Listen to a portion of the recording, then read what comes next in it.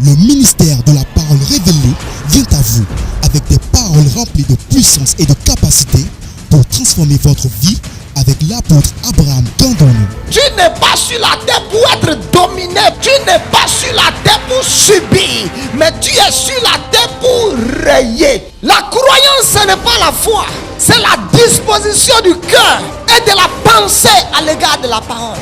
Dans ce que vous dites révèle ce que vous croyez. Il te sera fait toujours selon ta foi. Et la foi n'est pas une chose collective. Vous luttez trop avec le diable parce que vous ne connaissez pas votre place ou votre position.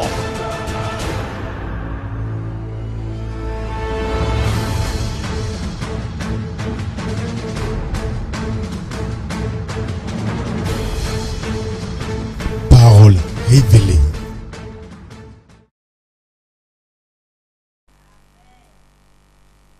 L'impact de l'esprit. Je voudrais parler ce matin de l'impact de l'esprit. L'impact de l'esprit.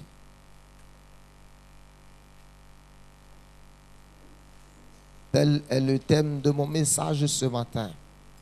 L'impact de l'esprit ou l'influence de l'esprit dans la vie du chrétien.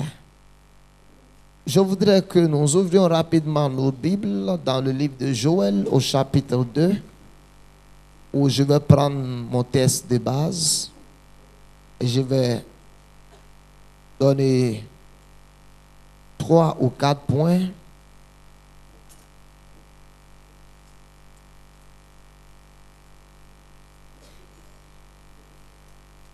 Quand nous allons cesser de prêcher sur l'Esprit de Dieu, dans l'église, l'église deviendra une église morte. Quand nous allons cesser de parler de l'Esprit de Dieu, la parole deviendra sans vie. Alléluia. La parole de Dieu même n'a pas de force sans l'Esprit de Dieu. Écoutez bien, j'ai dit la parole de Dieu même n'a pas de force sans l'Esprit de Dieu. Et Dieu ne peut rien faire sans son esprit. Alléluia. Amen. Tout ce que Dieu fait sur la terre, Dieu le fait par son Esprit Saint. Amen. Joël 2, est-ce que nous pouvons lire à partir de verset 23. Et vous, enfants de Sion, soyez dans l'allégresse et réjouissez-vous en l'Éternel votre Dieu, car il vous donnera la pluie en son temps. Il vous enverra la pluie de la première de l'arrière-saison comme autrefois. Les airs se rempliront de blé et les cubes regorgeront de mou et d'huile. Je vous remplacerai les années qu'ont dévoré la sauterelle, le gélec, les asiles et les gazam. Ma grande armée que j'avais envoyée contre vous, vous mangerez et vous vous rassasierez et vous célébrerez le nom de l'Éternel votre Dieu qui aura fait pour vous des prodiges. Et mon peuple ne sera plus jamais dans la confusion. Et vous saurez que je suis au milieu d'Israël, que je suis l'Éternel votre Dieu, et qu'il n'y en aura point d'autre. Et mon peuple ne sera plus jamais dans la confusion. Le verset 28, il dit, après cela, je répandrai mon esprit sur toute chair. Vos fils et vos filles prophétiseront. Vos vieillards auront des songes et vos jeunes gens des visions. Même sur les serviteurs et sur les servantes. Dans ces jours, je répandrai mon esprit. Que le Seigneur bénisse sa parole. Ici, nous voyons le prophète Joël. Il parle de quelque chose des années avant l'arrivée de Christ. Alléluia. Des années et des années avant l'arrivée de Christ. Quand nous voyons le dernier livre de la Bible, Malachie, qui a été écrit, c'est des siècles avant l'arrivée de Jésus. Et le livre de Joël a été écrit pratiquement vers le 8e siècle avant Jésus-Christ. Autrement dit, 800 ans avant l'arrivée de Jésus. Et le prophète Joël s'élève sous l'inspiration du Saint-Esprit ou sous l'influence de l'Esprit de Dieu. Et Joël voit une vision. Et Joël annonce certaines choses de la part de l'Éternel. Joël dit, Au dernier jour, je répandrai de mon esprit sur toute chair. Alléluia. Au dernier jour, je répandrai de mon esprit sur toute chair. Vos fils et vos filles prophétiseront. Les jeunes gens auront des visions. Les vieillards auront des songes. Et sur les serviteurs, sur les servantes. Dieu dit, je répandrai mon esprit sur toute catégorie de personnes. Qu'ils soient pasteurs, prophètes, chefs d'entreprise. Alléluia. Qu'ils soient ingénieurs. Qu'ils soient ingénieurs en technologie. Qu'ils soient pilotes. Qu'ils soient, quelles que soient les catégories, les classes. Dieu dit, je répandrai mon esprit sur toute chair. Alléluia. Il dit, je répandrai mon esprit sur toute chair. Sur toute chair. Dieu n'a pas dit, je répandrai mon esprit sur les pasteurs, les prophètes, sur les docteurs, sur les évangélistes. Il dit, je répandrai de mon esprit sur toute chair. Alléluia. Toute chair, je répandrai de mon esprit sur toute chair. Et il dit, à partir du moment où l'Esprit de Dieu sera répandu sur eux, à partir du moment où je déverserai de mon onction, où je déverserai de ma puissance, autrement dit, à partir du moment où mon influence viendra dans leur vie, il dit, vos fils et vos filles prophétiseront. Alléluia. Il dit, vos fils et vos filles prophétiseront. Écoutez-moi, la prophétie, j'ai prêché un message il y a des années passées où j'avais donné une définition concernant la prophétie. J'avais simplement dit que la prophétie est une déclaration surnaturelle. Alléluia. La prophétie est une déclaration surnaturelle. C'est une information surnaturelle auquel nous accédons par notre esprit et que nous déclarons dans ce monde naturel avec notre langue. Alléluia. Autrement dit, la prophétie, c'est une déclaration surnaturelle remplie de puissance, de pouvoir et de capacité à changer les cours, les événements sur la terre. Alléluia. La prophétie, c'est une déclaration surnaturelle remplie de capacités, de puissance et de pouvoir, capable de changer les temps, les circonstances, les saisons, capable de changer les moments pénibles de votre vie, capable de changer votre nuit en jour. Alléluia. Capable d'ouvrir le ciel sur votre vie, capable de fermer le ciel sur votre vie. La prophétie, c'est une déclaration surnaturelle, capable d'arrêter le temps. Alléluia. Capable de créer, d'inventer, d'amener toutes sortes de choses à l'existence. Alléluia. Il dit, au dernier jour, je répandrai de mon esprit sur toute chair. Il dit, vos fils et vos filles prophétiseront. Écoutez-moi, ce que vous pouvez constater quand vous naissez de nouveau. Alléluia. La Bible dit, si quelqu'un est en Christ, il est une nouvelle créature. Toutes les choses anciennes sont passées. Toutes choses sont devenues nouvelles. Alléluia. Juste après la nouvelle naissance, la chose suivante qui doit vous arriver, c'est que l'influence de Dieu doit venir. Alléluia. L'influence de l'Esprit. À partir du moment où vous recevez l'Esprit de Dieu, que souvent nous appelons le baptême du Saint-Esprit, que nous appelons être remplis de l'Esprit, Dieu dit, la chose suivante qui doit commencer à se manifester dans votre vie, vous devez devenir un homme de prophétie. C'est quoi un homme de prophétie dans ce sens?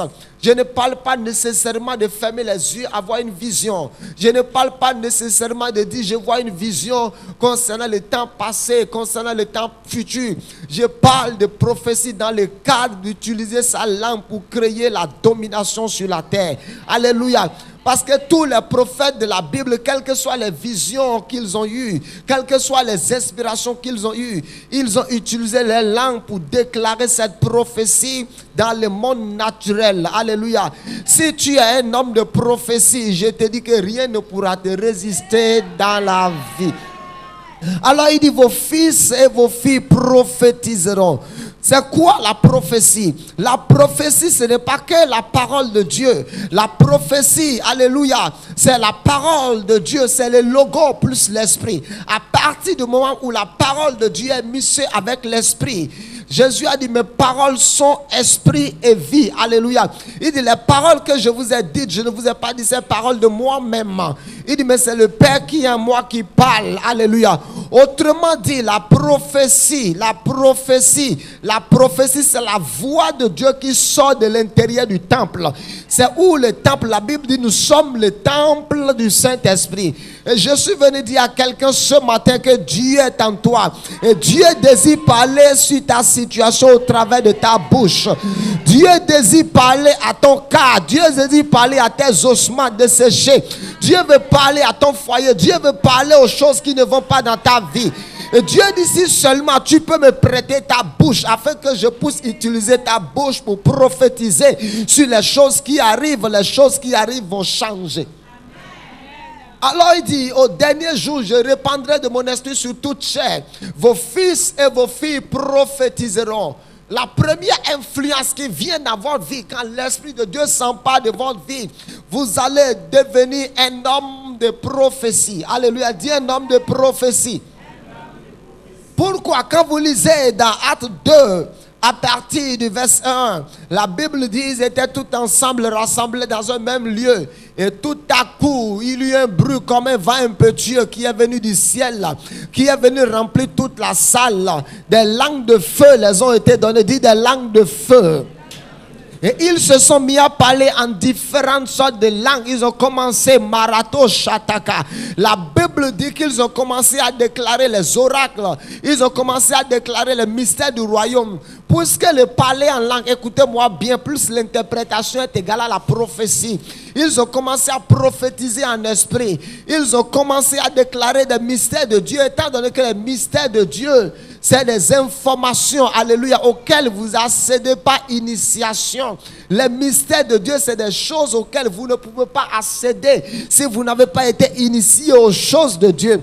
Donc les disciples ont commencé à déclarer les mystères de Dieu. Autrement dit, ils ont eu accès aux mystères de Dieu. Jésus a dit à ses disciples, pour vous, il vous a été donné de connaître les mystères du royaume.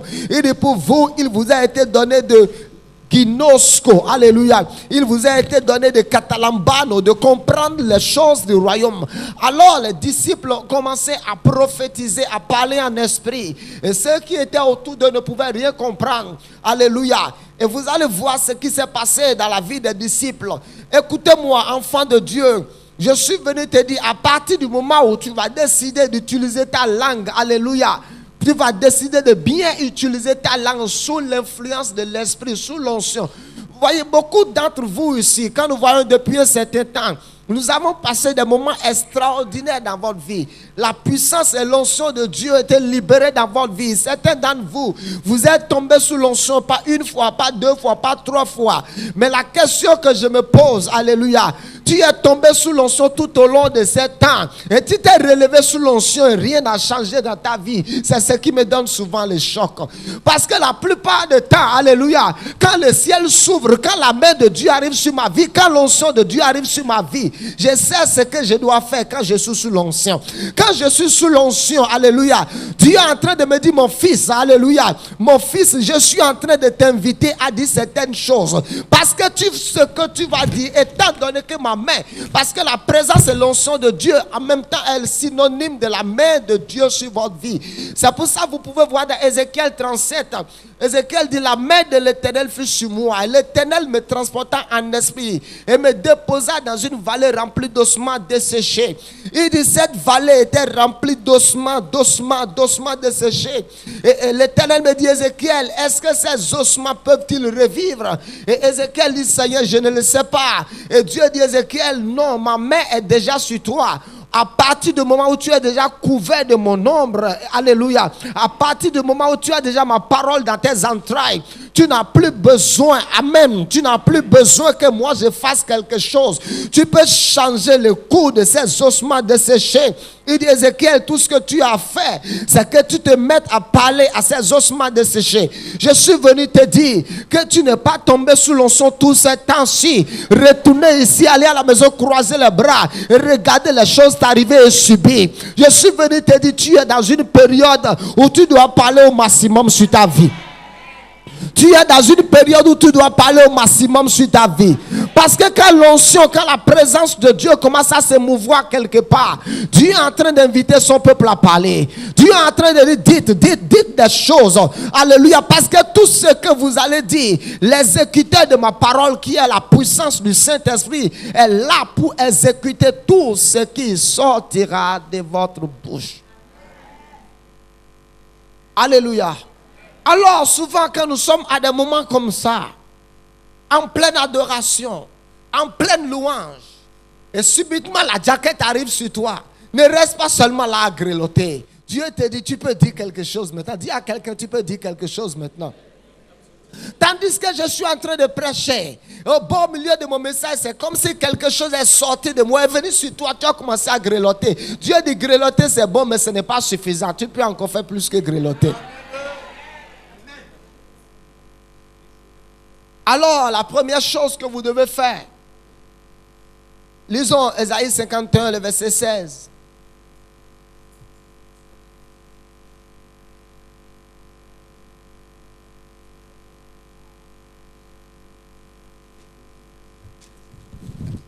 Il dit, je mets mes paroles dans ta bouche et je te couvre de l'homme de ma main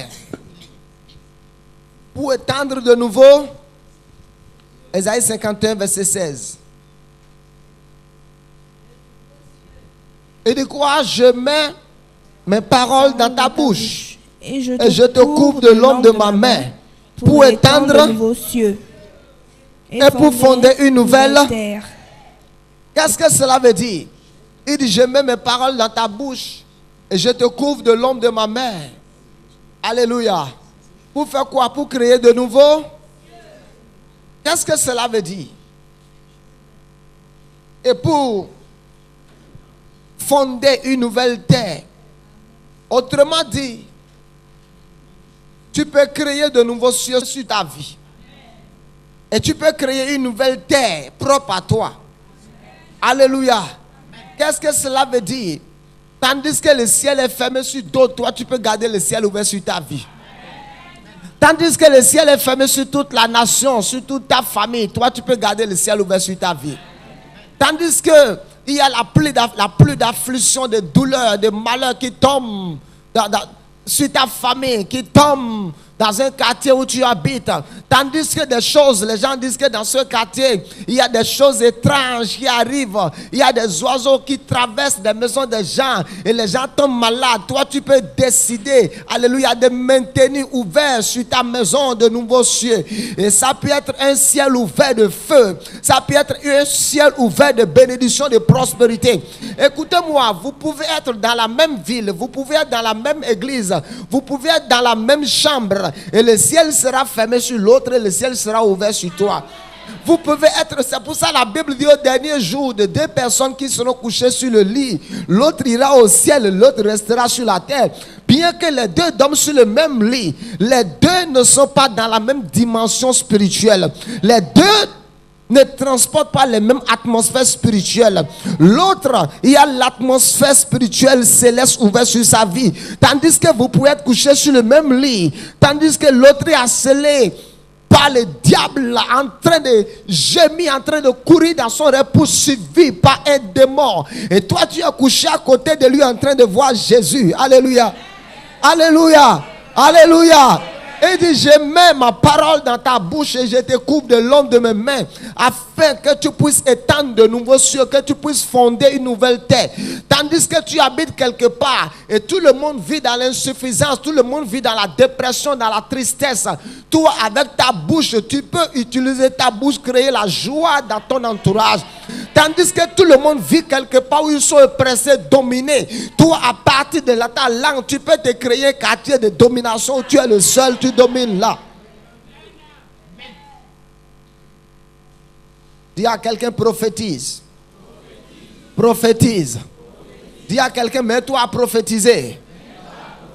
Pour changer les cours de ta vie. Pour changer les événements de ta vie. Pour changer les circonstances de ta vie. Parce que maintenant le manteau est déjà sur toi.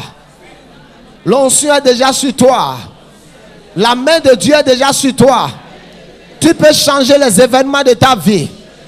Tu peux changer. Je te dis, tu peux changer les événements de ta vie. Tu peux changer le programme de l'ennemi. Tu peux changer le calendrier de l'ennemi. Là où l'ennemi a déclaré cela par la prophétie, tu peux dire non, cela n'arrivera pas, cela n'aura pas lieu. Alléluia. J'ai dit, tu peux changer les événements de la vie. Alléluia. Alléluia. Alléluia.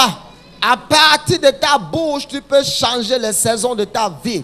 Tu peux changer les circonstances de ta vie. Alléluia. Vous savez, la plupart du temps, quand l'ennemi nous parle, quand le diable nous donne sa prophétie, est-ce que vous savez que beaucoup d'entre nous, tout au long de cette année, nous avons accepté les prophéties du diable? Quelles sont les prophéties du diable? La prophétie du diable, c'est que tu mourras et tu dis, yes. La prophétie du diable, c'est que tu sais, ton nom est sur la liste de ceux qui doivent être limogés dans la société. La prophétie du diable, c'est quoi? Tu sais, ton mari est en train de prendre une deuxième femme. Il n'a qu'à prendre, ça fait son affaire. Tout ça, c'est des prophéties démoniaques. Alléluia. C'est le diable qui vous donne sa prophétie. C'est le diable qui te parle. Quand le diable prophétise, toi aussi, Dieu te dit réagis en prophétie. Prophétie contre prophétie. Prophétie contre. Prophétie contre. Prophétie contre. La plupart du temps, quand on nous dit ces choses, nous ne faisons rien. Nous croisons les bras. Alléluia. Nous croisons les bras, nous croisons les bras. Il faut que j'aille voir l'homme de Dieu. Non, tu peux changer les choses avant de venir voir l'homme de Dieu. Tu peux dire non d'avance. Tu peux dire non, cela n'arrivera pas, cela n'aura pas lieu. Tu peux dire ce décret, j'arrête ce décret dans le nom de Jésus.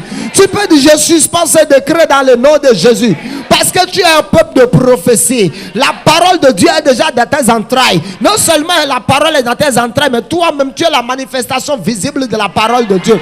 Parce que la Bible dit au commencement était la parole et la parole était avec Dieu, la parole était Dieu. Il dit elle est venue chez les siens ne l'ont pas reçue. Mais à tous ceux qui l'ont reçue, elle les a donné le pouvoir de devenir. Alléluia. Le pouvoir de devenir quoi? De devenir ce que Jésus était. Dieu a regardé Jésus, a dit celui-ci est mon fils bien-aimé en qui j'ai mis toute mon affection. Et la parole est venue vers moi pour faire de moi ce que Jésus est. Je suis fils de Dieu même. Oh my God. Jésus n'est pas fils de Dieu plus que moi. Je suis fils de Dieu au même titre que Jésus. Je suis fils de Dieu au même titre que Jésus. Jésus n'est pas fils de Dieu plus que moi. Alléluia. Écoute-moi, parce que la parole m'a donné le pouvoir de devenir ce qu'il est. Jésus, alléluia, n'est pas le fruit de rapport sexuel.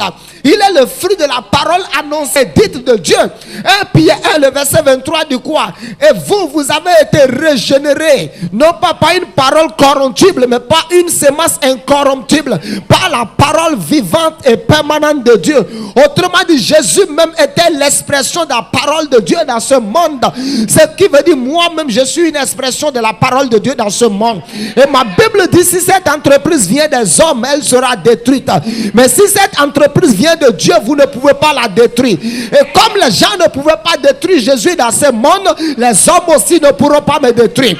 Écoute-moi, peut-être que les hommes me déposeront dans le sous-sol comme Jésus, mais la parole ne peut pas rester enterrée. La parole apparaîtra. Les hommes vont essayer de te cacher pour un temps. Écoute-moi, les hommes vont essayer de te cacher pour un temps. La parole même peut décider de rester cachée pour un temps. Mais quand le temps va venir, la parole aura des réactions puissantes. Écoute-moi. Jésus même a prophétisé d'avance. Alléluia. Écoute-moi. Prophétise d'avance, enfant de MPR. Jésus, pendant qu'il était vivant, il dit le Fils de l'homme sera lapidé, frappé. Il sera enterré. Au 3e jour, il ressuscitera. Il a passé son temps à prophétiser. Alléluia. Et c'était déjà suspendu dans le temps. La Bible dit c'est une prophétie qui marche vers son thème. Si elle attend là. Autrement dit, quand Jésus a dit, alléluia, que le Fils de Dieu sera tué, la prophétie a été libérée. Si même il fait tout pour esquiver à la mort, il va mourir, parce que la prophétie dit d'avance qu'il allait mourir. Et la prophétie dit qu'il allait ressusciter. C'est pour ça même quand Jésus est mort, s'il n'y avait personne pour intercéder, alléluia, il allait toujours sortir du sous-sol. Écoute-moi, tu n'as pas besoin que les difficultés arrivent avant de parler. Tu tu dois parler d'avance. Parce qu'un temps viendra où certaines difficultés vont venir, où tu n'auras plus le temps de parler, de prophétiser. Mais les prophéties d'hier auront des réactions tandis que tu es dans certaines situations.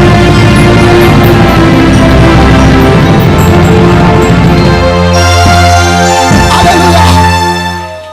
C'est l'une des raisons pour lesquelles je n'attends pas d'avoir d'adversaires avant de parler contre mes adversaires. Alléluia. Je n'attends pas que les gens se lèvent contre moi avant de parler contre ceux qui se lèvent contre moi. C'est pour ça que je passe tout mon temps à dire: quiconque se liguera contre moi tombera sous mon pouvoir. Alléluia. Si jusqu'à ce jour personne ne se lève contre moi, gloire à Dieu. Mais si quelqu'un se lève contre moi, il y a déjà des prophéties suspendues en l'air disant: quiconque se liguera contre moi tombera sous mon pouvoir. Alléluia. Dieu m'a dit: mon fils, de ton vivant, nul ne tiendra contre toi. Je n'attends pas que quelqu'un se lève. Je dis d'avance: de mon vivant, nul ne tiendra contre moi. Je n'ai pas besoin que les gens me critiquent d'avance. Je passe tout mon temps à dire d'avance: toute langue qui se lève en justice contre ma vie sera condamnée. Toute langue qui se lève en justice contre ma vie sera condamnée. Écoute-moi, je n'ai pas besoin, alléluia, que la maladie arrive dans ma maison avant de parler de la guérison.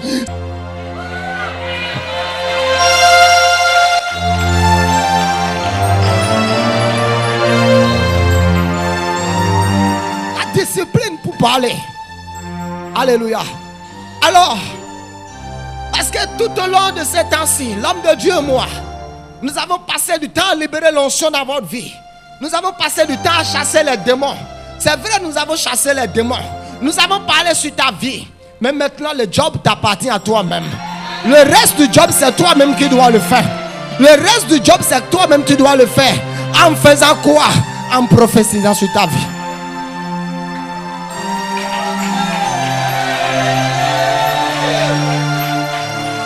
Alléluia. 2. L'Esprit de Dieu va vous donner la vision. Il dit: vos fils et vos filles prophétiseront. Les jeunes hommes auront des visions. Vous voyez tout ce temps que nous venons de traverser. Si tu es toujours dans la confusion, réellement tu as un problème spécial. Si tout le temps que nous avons passé, depuis combien de temps, tu ne vois rien, tu es toujours confus, tu as besoin d'une séance spéciale de je ne sais pas quoi. Délivrance. Il dit: vos jeunes gens auront des visions. Amen. Quelle est ta vision pour 2014? Quelle est ta vision pour la fin de cette année?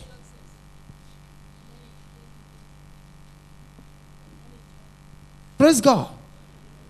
L'Esprit de Dieu vient nous donner la vision. C'est quoi la vision? Autrement dit, c'est l'agenda de Dieu entre notre main. Alléluia.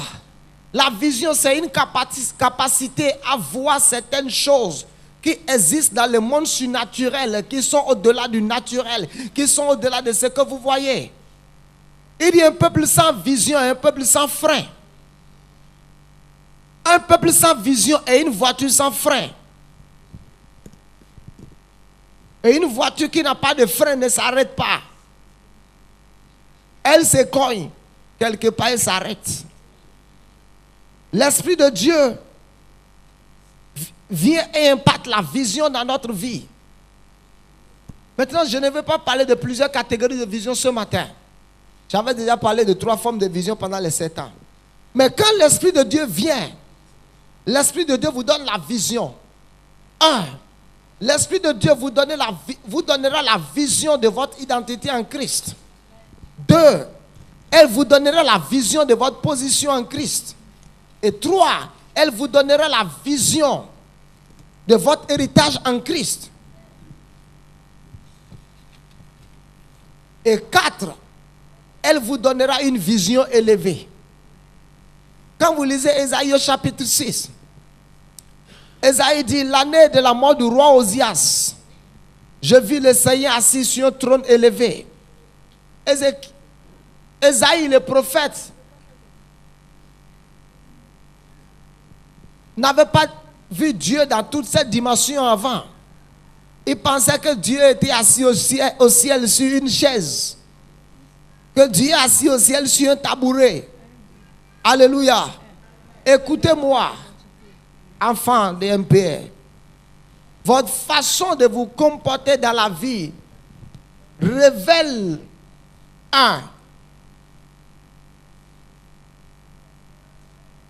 ce que vous voyez et ce que vous connaissez de votre Dieu.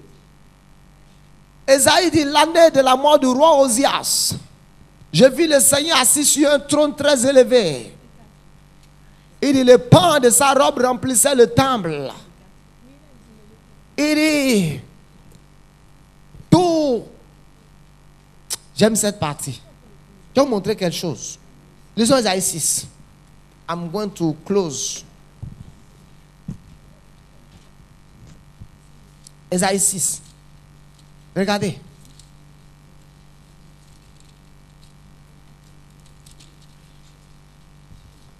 Le verset 3. Ils criaient l'un à l'autre et disaient, Saint, Saint, Saint est l'Éternel des armées. Toute la terre est pleine de sa gloire. Maintenant, regardez la vision d'Ésaïe.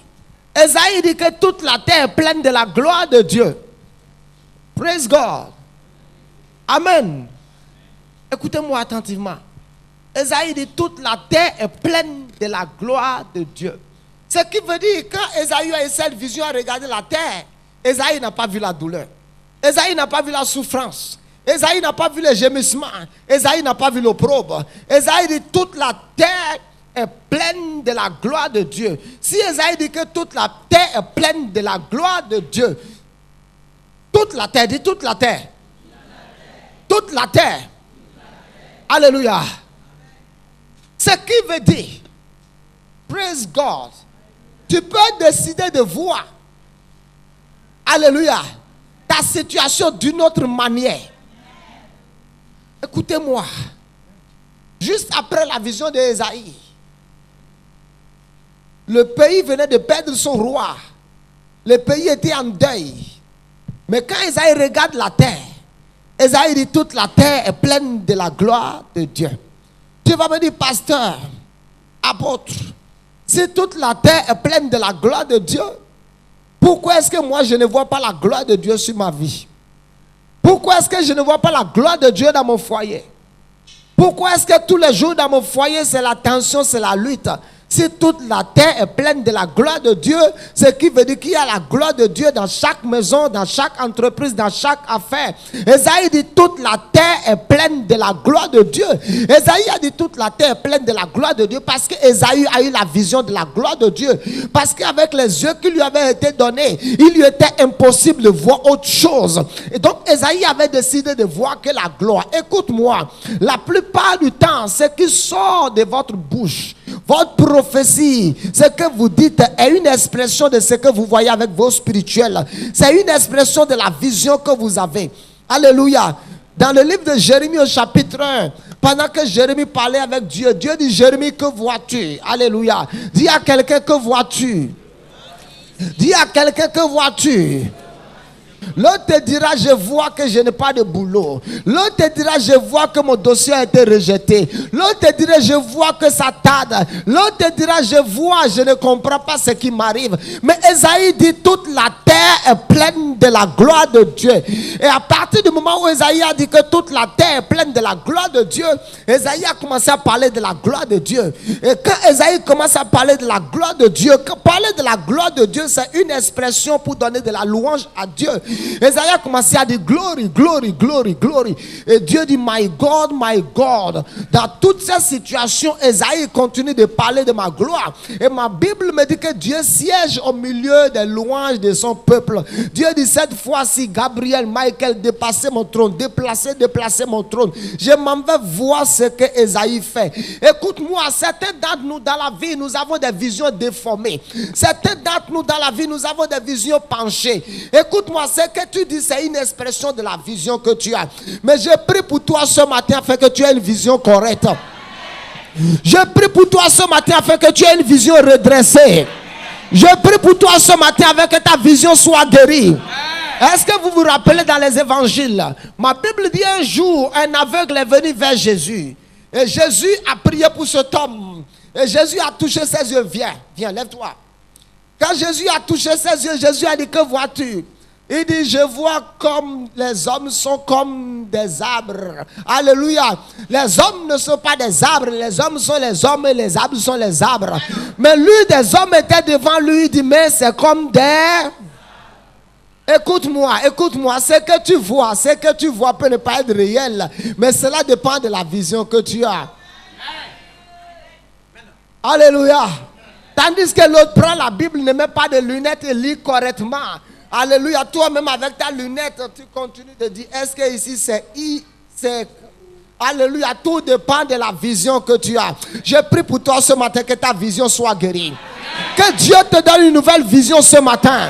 Que tu puisses voir les choses d'une nouvelle manière. Que tu puisses voir les choses d'une manière céleste. Que tu puisses voir les choses à partir de la perspective divine. Que tu puisses voir les choses à partir de la plateforme divine. Au nom puissant de Jésus. Tandis que certains d'entre nous, nous parlons des douleurs, des épreuves, des difficultés. Certains d'entre nous, nous ne voyons pas de douleurs, nous ne voyons pas de difficultés. Alléluia. Nous ne voyons pas de problème. Alléluia. Parce que notre vision nous dit déjà que toutes choses concourent au bien de ceux qui aiment Dieu. Alléluia. Écoute-moi, tu peux décider d'interpréter ce qui t'arrive comme tu veux. Alléluia. Mais la façon dont tu interprètes ce qui t'arrive, alléluia, moi je ne vais pas l'interpréter de la même manière. Moi, l'interprétation que je donne à tout ce qui m'arrive, c'est que toute chose, bien ou mauvais, quand Dieu dit toute chose, alléluia, il n'a pas dit quelque chose, toute chose. Vous savez ce que cela veut dire? Toute chose. Pas une chose. Toute chose. Bonne. Mauvaise. Même ton célibat. Écoute-moi. Même ton célibat de longues années. À partir du moment où tu croises Christ, ça va concourir pour ton bien. Écoute-moi, même si ton mari t'a divorcé, on t'a divorcé 1, 2, 3 fois. Dieu dit à partir du moment où tu me croises, toutes choses concourent pour ton... Il a dit toutes choses, toutes. Écoute-moi, même si tu as été viré, Dieu dit ça peut concourir pour ton bien. Même si on a jeté tes bagages à la porte publiquement, Dieu dit ça va concourir pour ton bien. Écoute-moi, cela dépend de la manière dont tu vois les choses. Écoute-moi, peut-être que ton miracle a tardé jusqu'à ce moment. Dieu dit si ton miracle a tardé jusqu'à ce moment, cela va aller pour ton bien. Il dit toutes choses concourent au bien de ceux qui aiment Dieu. Écoutez-moi, si quelqu'un allait à la rivière, alléluia, puiser de l'eau et ne pas revenir, cela ne veut pas dire qu'il n'y a pas de d'eau dans la rivière. Sûrement que la rivière est troublée et elle attend que la rivière se calme un peu afin de pouvoir revenir à la maison avec l'eau propre. Je veux te dire, quel que soit ce qui est arrivé dans ta vie jusqu'à ce matin, I decree in the name of Jesus, it's for your good. It's for your good. It's for your good. Écoute-moi, tu dis non, on a changé mon patron. Tandis que le patron qui est arrivé, je ne sais pas ce qu'il sera. Je suis venu te dire ce matin que toutes choses concourent au bien de ceux qui aiment Dieu. Écoute-moi, toutes choses concourent au bien de ceux qui aiment Dieu. Tu vas me dire, pasteur, on a coupé mes 2 trompes, je n'ai plus d'ultérus pour avoir d'enfants. Dieu dit toutes choses concourent au bien de ceux qui aiment Dieu. Pasteur, comment est-ce que je n'ai pas d'ultérus? Et tu vas dire que ça va concourir. Dieu dit, dans de telles situations, quand je te donnerai d'enfants, toute ta famille viendra s'agenouiller devant Dieu et dit, l'Éternel est Dieu. Écoute-moi, peut-être que tu étais rentré dans le foyer sans dot, alléluia, tu avais escaladé et pour aller de l'autre côté, et un matin le mari s'est levé, a pris tes bagages, t'a jeté au dehors. Dieu dit ça va concourir pour ton bien, parce que cette fois-ci il va revenir par la grande porte. Il va, oh my God, my God, my God, my God, my God, my God, my God. Je te dis ce matin, je te parle ce matin, je te parle ce matin, quel que soit ce qui se passe, quel que soit ce qui arrive, quel que soit ce qu'il y a, quel que soit ce qu'il y a, mon fils, je te dis ce matin que c'est pour ton bien. Maybe you are down, it's for your good. Écoute-moi, peut-être que tu es en bas là où tu es. Écoute-moi, celui qui est en bas voit d'une autre manière de celui qui est en haut. Celui qui est en bas et ne peut pas se relever cherche du secours pour que quelqu'un le relève. Et il va lever les mains vers l'éternel. Il va lever les yeux vers l'éternel. Et dira, je lève mes yeux vers l'éternel. Dieu dit, si tu es en bas maintenant, je veux maintenant que tu te confies sur moi. Parce que j'avais d'abord dit que de la poussière, il relève l'indigent. Du fumier, il enlève le pauvre pour le faire asseoir. Alléluia, sur le trône de gloire. Écoute-moi, peut-être que si tu es un lit de maladie, peut-être que là où tu es, tu sais que tu dois mourir. Les jours à venir, les mois à venir, tu as dit, je veux me révéler à toi comme le Jéhovah Rapha. Je veux me révéler à toi comme le Dieu de guérison. Et de toutes choses concourent au bien de ceux qui aiment Dieu. Toutes choses, everything work together. Everything work together. Mes adversaires, mes ennemis, ceux qui m'aiment, ceux qui ne m'aiment pas, ceux qui aiment mon visage, ceux qui n'aiment pas mon visage, ceux qui me critiquent, ceux qui me... toutes choses concourent au bien de ceux qui aiment Dieu. Écoutez-moi.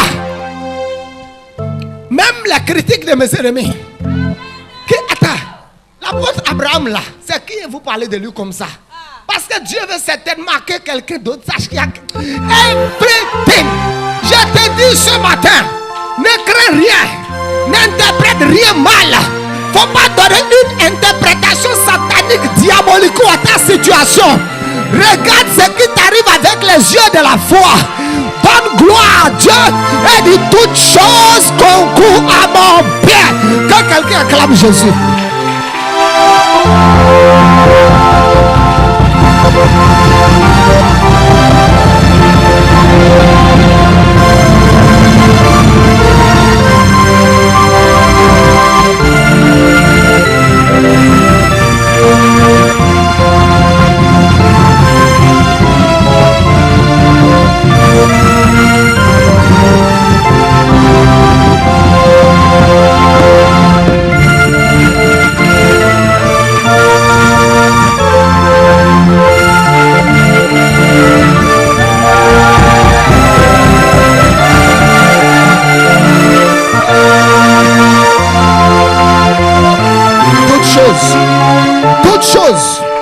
Pas quelque chose, pas certaines choses.